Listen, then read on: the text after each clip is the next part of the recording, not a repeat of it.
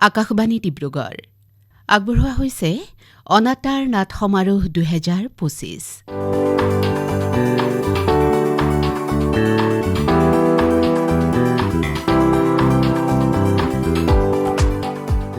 আজিৰ নাট অপ্ৰতিহত লয় পৰিৱেশন কৰিছে তিনিচুকীয়াৰ কাকপথাৰৰ ৰংদুলি সাংস্কৃতিক কেন্দ্ৰৰ শিল্পীসকলে। সংগীত মৃণাল বুঢ়াগোহাঁই আৰু গুণমণি বৰুৱাৰ। নাটৰ ৰচনা আৰু পৰিচালনা গুণমণি বৰুৱাৰ। প্ৰযোজনা অৰুণ মৰাঙৰ। সামগ্ৰিক পৰিকল্পনা লোহিত ডেকাৰ। এয়া শুনক অপ্ৰতিহত লয়ৰ প্ৰথম খণ্ড।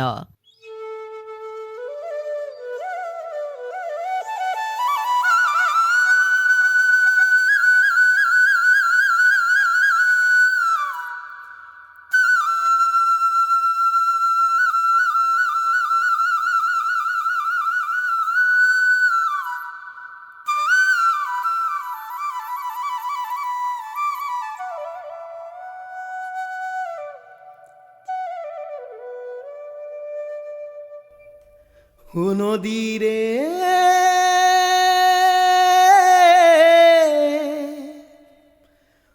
নদীৰে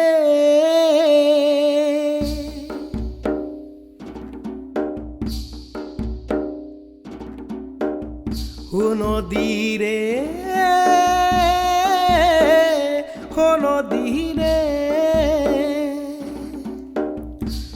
নদীৰে নদীৰে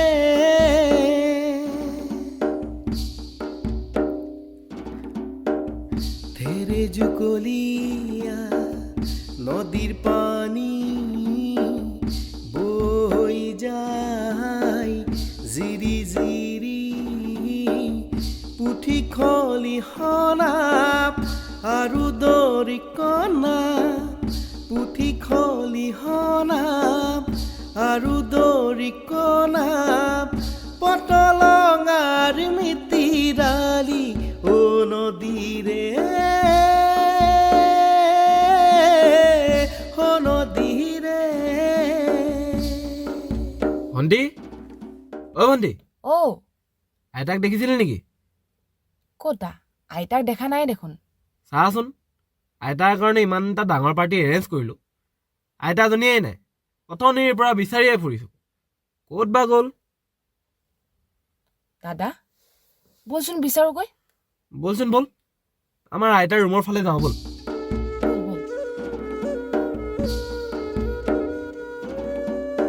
অ দাদা, আছে নেকি তাত আইতা? এইটো ৰুমত নাই দেখোন।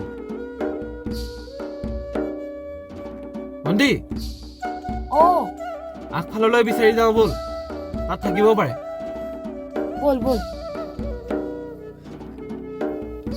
আছা, ইয়াতে বহি আছে আইতা। ৰাঘৱৰালি মিৰিকা চেনি পুঠি ৰাঘৱৰালি মিৰিকা চেনি পুঠি আৰি দাড়ি ধৰি ৰৌমাছৰ ধেমালি মোৰ নদীৰে। দাদা, আইতাই বাৰু ইমান তন্ময়তাৰে কি ভাবি আছে ন? তাকেহে, কি বা ভাবিছে আইতাই? মই সোধো। আইতা অ আইতা, আইতা অ। হে কি হ'লনো? হে কিয় এনেকৈ চিঞৰিছ? কি হ'ল? তোমাৰহে মুখৰ মাত হৰি। আজি তোমাৰ লগতে আমাৰ সকলোৰে এটা আনন্দৰ দিন। তুমি ভাৰত চৰকাৰৰ ইমান ডাঙৰ সন্মান এটা পাইছা, পদ্মশ্ৰী জোনাকী চেতিয়া। বাহ, শুনিলেই কিবা মনটো আনন্দত উৎফুল্লিত হৈ উঠে। ভিতৰত সকলোৱে বহি তোমাৰ নামতেই পাৰ্টি কৰি আছে, আৰু তুমি ইয়াত এনেকৈ বাহিৰত বহি কি ভাৱত বিভোৰ হৈ আছানো আইতা? অ আইতা, কি ভাবি আছা? হে নাই অ', হে তেনেকুৱা একো নহয়, তহঁতেহে বেছিকৈ ভাবিছ। আইতা, তোমাক যেনিবা আমি নেজানোহে। অ আইতা, কোৱা না কি ভাবি আছিলা? আইতা কোৱা না কি ভাবি আছিলা? ৰহ কৈছো, তহঁত সঁচাকৈয়ে নাচুৰ বান্দা ঔ। শুন, তহঁতে বাৰু দূৰৰ পৰা ভাহি অহা গীত ফাঁকি শুনিছনে?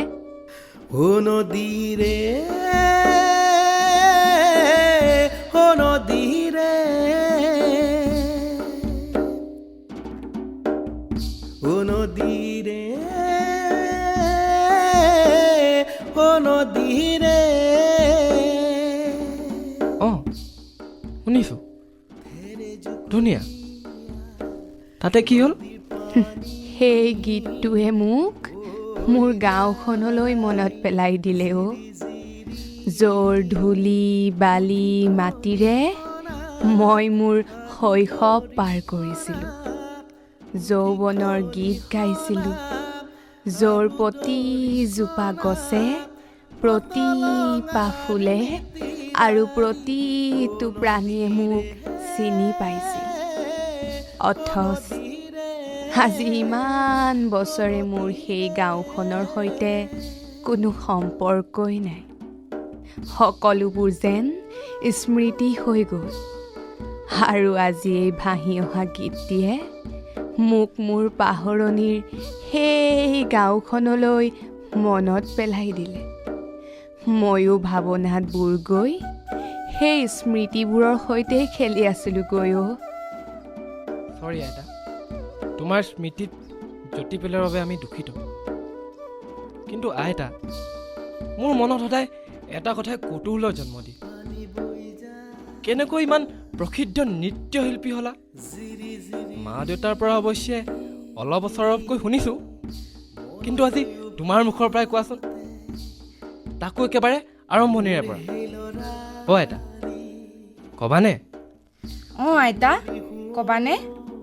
কম, আজি মই তহঁতক সকলো কম। আজি আচলতে মোৰে কিবা নিজৰ জীৱনৰ পৃষ্ঠাবোৰ সোঁৱৰিবৰ মন গৈছে।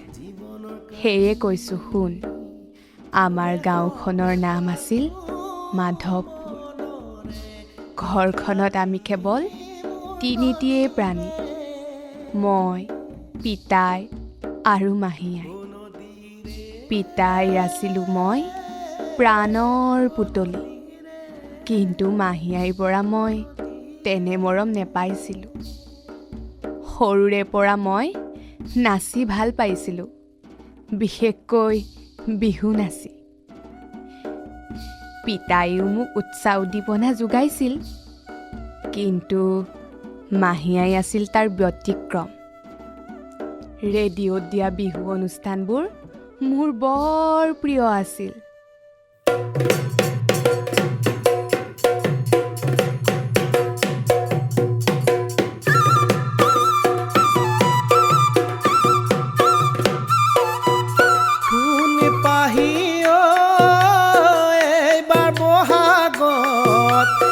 এইবাৰ বহাগত নাচিবিনে মোৰে হতে আহঁতৰ তলত, বহাগৰে লাহিবা ওলাহতে নাচে গা, বহাগৰে লাহিবা ওলাহতে নাচে গা।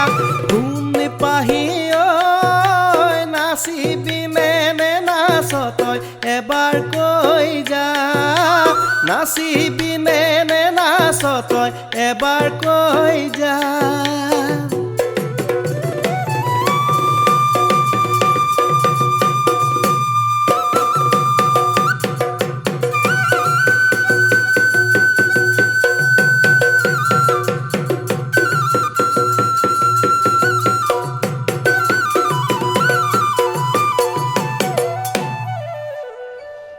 জুনু, মোৰ জোনটো, তই সঁচাকৈয়ে বৰ ধুনীয়া নাচিছ।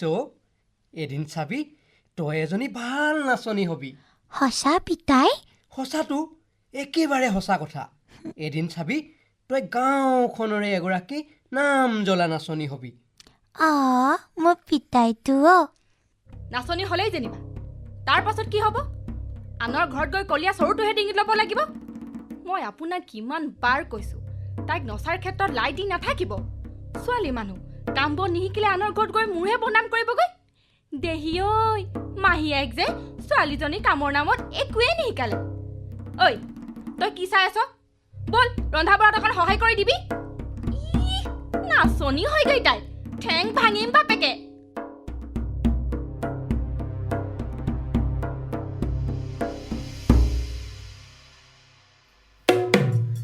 ঐ কুলিৰ মাতে কলি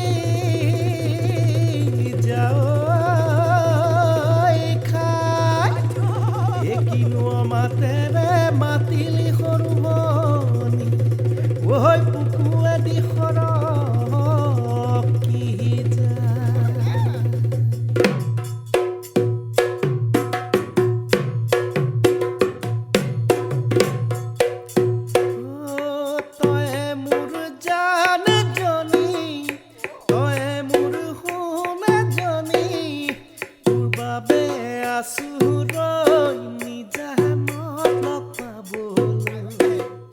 নিজানতে বহিলৈ মনৰ কথা কবলৈ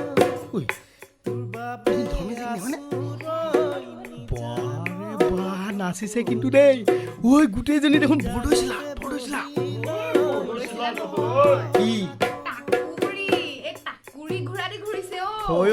ঐ ধৰ্মে পালি কিন্তু দেই এজনী তই। সকলো তেৰাৰে লীলা সন্ধিয়া লাগিবৰে হ'ল। আমি এতিয়া গৈ থাকো নি? জুনু জুনু পিতাই সন্ধিয়া হ'ল নহয়, যাওঁগৈ। গৈছো। উঠ চাইকেলত।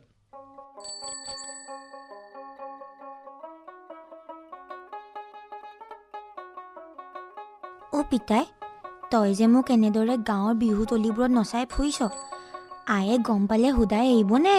হেই একো নহয় দে, গমেই নেপাব নহয়। মনে মনে ঘৰত সোমাই কামবোৰ কৰি থাকিলেই হ'ল। আই যিহে চকু, মোক দেখিলেই পেটৰ কথা গম পায়। তই দেখোন বৰ ডাঙৰ কথা ক'ব পৰা হলিও। বাৰু এতিয়া মনে মনে থাক, ঘৰ পালোহিয়ে নহয়। সৰ্বনাশ! কি হ'ল পিতাই?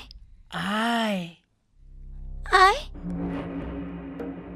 আহিলে আজি চাগে দুইজনৰ একেবাৰে ৰ'দত গা চেকচেকাই গৈছে নহয়নে? চৰ্বত এগিলাচ বনাই দিম নেকি?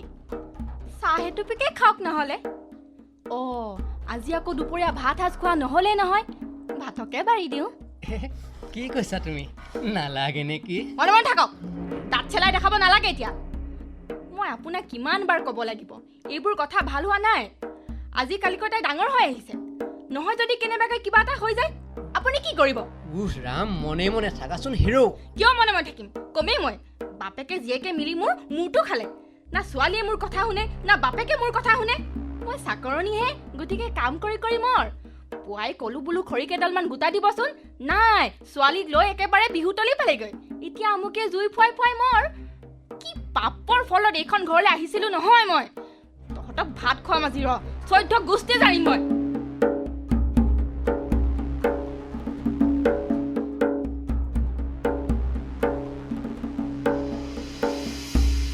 এনেদৰে মোৰ জীৱনবোৰ পাৰ হ'ব ধৰিলে। দেউতাৰ মৰম আৰু মাহী আইৰ কেতেৰা জেঙেৰা। মই গাভৰু হ'লোঁ, লুকাই চুৰকৈ গাঁৱৰ বিহুতলিত বিহু নাচোঁ। গাঁৱৰে এজন ঢুলীয়া আছিল অৰূপ। তাৰ ঢোলত যেন মেঘে গৰজিছিল, গানত যেন অমিয়া বৰষিছিল। তাৰ সেই ঢোলৰ যাদু আৰু মৌসনা মাতেৰে কেতিয়ানো মই তাৰ হৈ পৰিলোঁ গমকে নেপালোঁ। আইতা হে প্ৰেমিকা জোনাকী চেতিয়া। এইটো প্ৰেম কি কেৱল এতিয়া প্ৰজন্মই কৰে বুলিয়ে ভাবিছ নেকি? প্ৰেম যুগ যুগান্তৰৰ। অৱশ্যে এতিয়া আৰু তেতিয়া প্ৰেমৰ মাজত বহুত তফাত আছে। এতিয়া তহঁতে প্ৰিয়জনক চাওঁ বুলিলেই চাব পাৰ, লগ কৰোঁ বুলিলেই লগ কৰিব পাৰ। আমাৰ দিনত কিন্তু নিজৰ প্ৰিয়জনক চাবলৈ বা লগ পাবলৈ বহু সাধনা কৰিবলগীয়া হৈছিল। পিছে তাৰ পাছত কি হ'ল আইতা? তাৰ পাছত আৰু কি হ'ব? বিহু পৰিৱৰ্তন হ'ল। গছ তলৰ বিহু আহি মঞ্চ পালেহি। বিহুৱা বিহুৱতীবোৰেও সন্মান পাব ধৰিলে। ডাঙৰ ডাঙৰ বিহু সন্মিলন আয়োজন কৰিব ধৰিলে। এদিন তেনে এখন বিহু মঞ্চত আমাৰ গাঁৱৰ বিহুৰ দলটো যোগদান কৰিবলৈ থিৰাং কৰিলে। মোক লগ ধৰাত মই মাহীয়াই দোহাই দি নোৱাৰিম বুলি ক'লোঁ। কিন্তু বিধিৰ বিধান, এদিন অৰূপ মোৰ কাষলৈ আহিল। ৰাম, তই নুবুজ কিয় জোনাকী? সেইখন গাঁৱৰ বিহুতলী নহয়, চহৰৰ বিহুতলী। তাতে আকৌ এবাৰ বোলে অসম ভিত্তিত আয়োজন কৰিছে। গতিকে তই ভাবচোন, তাত যদি তই পুৰস্কৃত হ, তেন্তে আমাৰ গাঁওখনৰ নাম নহ'বনে? আমি গৌৰৱত বুকু ফিন্দাই ক'ব নোৱাৰিমনে যে আমাৰ গাঁৱতো এগৰাকী অসমৰ ভিতৰত শ্ৰেষ্ঠ বিহুৱতী আছে? এইবোৰ মই সকলো বুজিছোঁ অৰূপ কাইদেউ, কিন্তু তুমি দেখোন আই ব্যৱহাৰৰ কথা জানাই। সেয়েহে মই বুজিছোঁ বাৰু। নহ'লে কাম এটা কৰোঁ নেকি জোনাকী? কি কাম? গাঁৱৰ ল'ৰা ছোৱালী মখাই দদাইদেউ আৰু খুৰীদেউৰ ওচৰত গৈ কমগৈ যে তই নগ'লে আমি বিহুলৈ নাযাওঁ। নালাগে দেই, আয়ে কিবা বেলেগহে ভাবিব। মই পিতাইক কথাটো কম দিয়া। হ'ব দে, তই কিন্তু যাবই লাগিব জোনাকী। কিয়? মই নগ'লে তোমাৰ বেয়া লাগিব? অৱশ্যে তই নগ'লে ভালো লাগিব। গাঁৱৰ মুখা আছেই দেখোন, তৰালি, শেৱালি, জোনালী, জোনমণি, মালতীও আছে। অৰূপ কাইদেউ, যোৱা তুমি, মই যাওঁগৈ ঘৰলৈ। বেয়া ভাল আছে কেইটাও। ঐ শুনচোন। নুশুনো, যোৱা শুন না। যোৱা যোৱা। শুনচোন। কি হ'ল? নকবা একো, যোৱা। শুন না। নুশুনো, যোৱাগৈচোন। বৰ ধুনীয়া কথা এটা আছে। ধুনীয়া কথা? যোৱা, তোমাৰ তৰালি জোনালীক কোৱাংগে, যোৱা যোৱা। শুনচোন। একদম কথা নকবা, যোৱা। তোক নকলেনো আৰু কাক কম? ঐ শুনিবিনে? নুশুনো। মোৰ কলিজাজনী কালি গোসানীজনী। সেইটো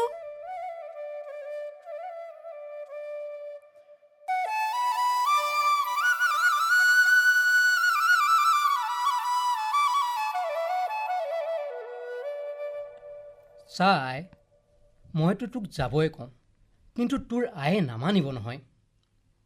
মই জানো পিতাই, কিন্তু গাঁৱৰ ল'ৰা ছোৱালীখিনিয়ে মই নগ'লে কোনো নাযাওঁ বুলি কৈছে। সেয়েহে কথাটো অৱশ্যে গহীন। বাৰু, তোৰ আয়ক ময়ে সুধি চাওঁ। হেৰা, শুনিছানে? হেৰা মীৰাবাই। কি হ'ল? কেলে চিঞৰি থাকে পুৱাই পুৱাই?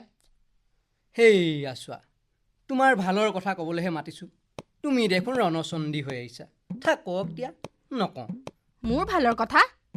কি কথানো? একো নহয়, এনে।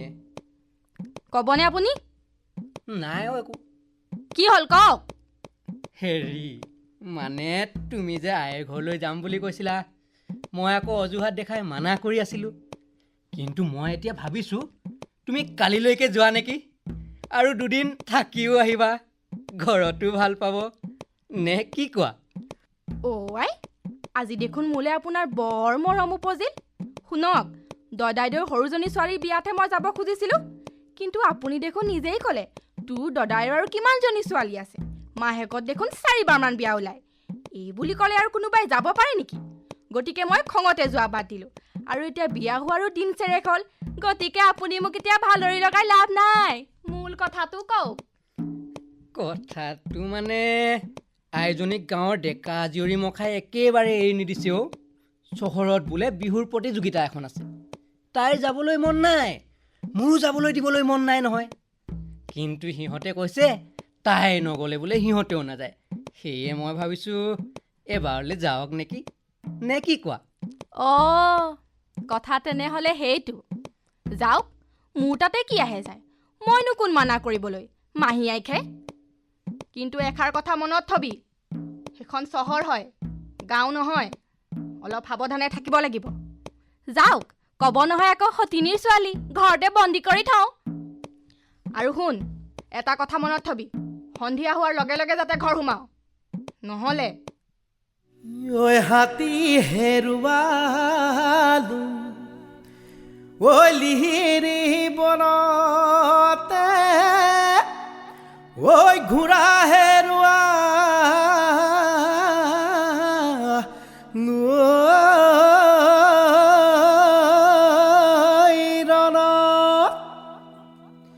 Ohio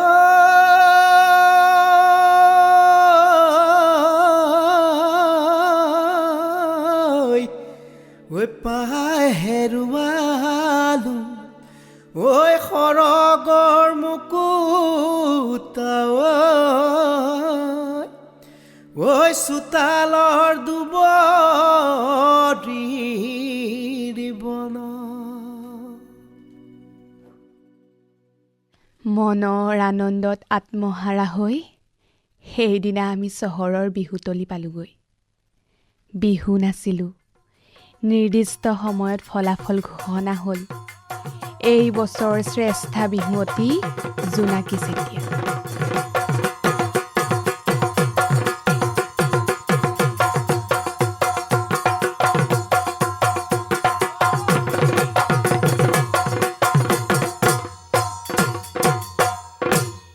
আমি সকলোৱে আনন্দত ক'ব নোৱাৰা হৈ পৰিলোঁ।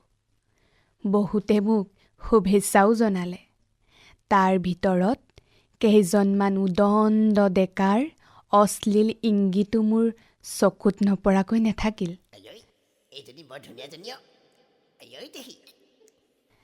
মই সিহঁতক আওকাণ কৰিলোঁ। পশ্চিমত বেলি লহিয়ালে। আমি সকলোৱে গাঁৱলৈ বুলি চাইকেলেৰে বাট ল'লোঁ।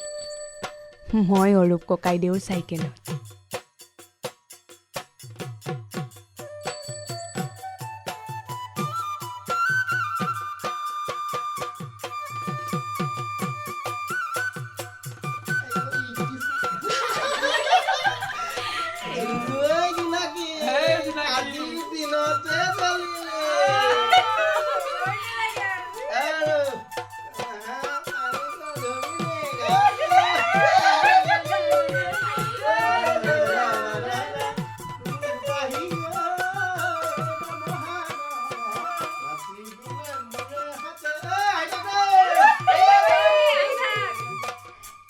মনটো কিবা অজান আনন্দৰে ভৰি পৰিল। লগৰ কেইজনে আমাক জোকাই আগবাঢ়িল। আমি সিহঁততকৈ বহু পিছ পৰি ৰ'লোঁ। কিন্তু হঠাৎ ঘটিল সেই অভাৱনীয় ঘটনাটো। অৰূপ কাইদেৱে এটা চিঞৰ মাৰিলে। লগে লগে আমি চাইকেলৰ পৰা মাটিত সৰি পৰিলোঁ। দেখিলোঁ সেই উদণ্ড ল'ৰাকেইটাই অৰূপ কাইদেউক আকৌ এডাল লাঠিৰে দুবাৰমান মৰিয়াই সংজ্ঞাহীন কৰি মোক ডাংকোলা কৰি হাবিৰ ভিতৰলৈ লৈ গ'ল। মোৰ সৰ্বশৰীৰ ভয়ত কঁপি উঠিল। ঘটনাটো ইমান তাৎক্ষণিকভাৱে হ'ল যে মই একো তলকিবই নোৱাৰিলোঁ। সিহঁতে মোক দ হাবিলৈ নি সিহঁতৰ অসৎ চৰিতাৰ্থ পূৰণ কৰিবলৈ লওঁতেই মই মোৰ কঁকালত থকা দাব কটাৰীখনেৰে ওপৰত থকাটোৰ ডিঙিত ৰেপ মাৰি দিলোঁ। সি চিঞৰি উঠিল। লগে লগে ওচৰতে থকা লাঠি এডালেৰে এটাৰ মূৰত পোনহতীয়া কোপ মাৰিলোঁ। মোৰ মূৰ্তি দেখি বাকী দুয়ো ভয়ত বিৰাই লৰ দিলে। ময়ো সুবিধা বুজি তাৰ পৰা পলালোঁ। কিন্তু মই বুজি উঠিলোঁ যে মই ৰাস্তা হেৰুৱালোঁ। বহু কষ্টৰ অন্তত মই আমাৰ গাঁৱৰ ৰাস্তা পালোহি। ইতিমধ্যে অৰূপে গাঁৱৰ কেইজনমানলৈ মোক বিচাৰি আহিছিল। মোক বাটতে পাই সিহঁতৰ যেন উশাহ ঘূৰি আহিল। ময়ো মোৰ সতে হোৱা ঘটনাৰ বিৱৰণ দিলোঁ। কিন্তু এনে লাগিল যেন দুই একৰ বাদে সকলোৱে মোক সন্দেহৰ চকুৰে চালে।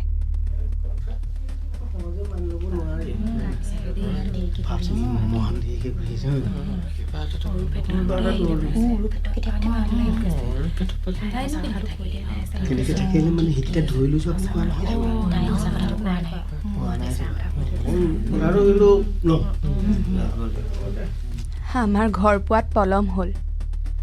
ঘৰৰ চোতাল মানুহেৰে ভৰি আছিল।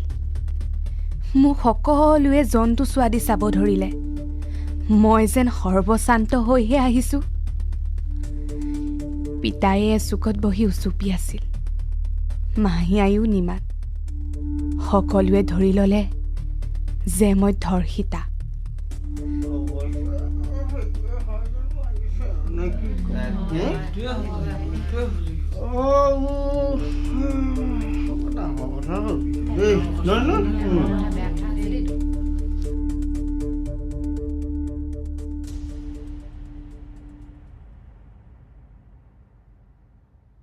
দিন বাগৰিল। গাঁৱৰ সকলোৱে মোক এৰাই চলিল যেন মই এজনী পাপিনীহে। কিন্তু মাহীয়ায়ে মোক আচৰিত কৰি মৰমেৰে আৱৰি ৰাখিলে। এদিন মই অৰূপৰ কাষলৈ গৈ সুধিলোঁ, মোক সিহঁতে তেনে ব্যৱহাৰ কিয় কৰিছে?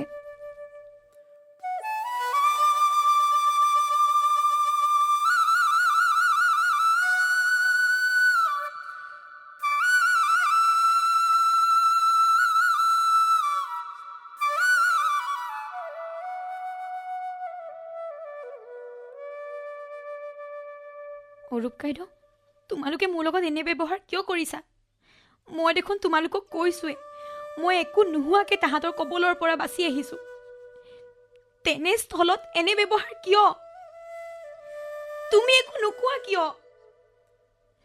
অৰূপ কাইদেউ, কিবা এটাতো কোৱা। কি ক'ম মই? শুন জোনাকী, তই যিমান চিঞৰি চিঞৰি ক'লেও কোনো বিশ্বাস নকৰে যে তই এতিয়াও পবিত্ৰ হৈ আছ। কি? তেনে মই কি প্ৰমাণ দিব লাগিব অৰূপ কাইদেউ যে মই এতিয়াও পবিত্ৰ হৈ আছোঁ? বাৰু, আনৰ কথা বাদ দিয়া। তুমি কি ভাবা?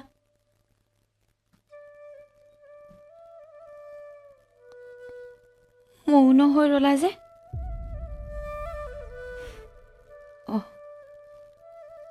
হ'ব দিয়া, বুজিলোঁ। নহয় জুনু, তই মোক ভুল নুবুজিবি। আচলতে হ'ব, কৈফিয়ত দিব নালাগে। আৰু তোমাক মই ধন্যবাদ দিছোঁ যে এজন পুৰুষ অকমন্য অলগদ্ধ এটাক স্বামী ৰূপে পোৱাৰ পৰা বচালা। এতিয়া মোৰ এনে লাগিছে যে মোক ধৰ্ষণ কৰিব বিচৰা পাখণ্ড কেইটাতকৈও তুমি বেছি নৰাধম অৰূপ কাইদেউ, তুমি বেছি নৰাধম।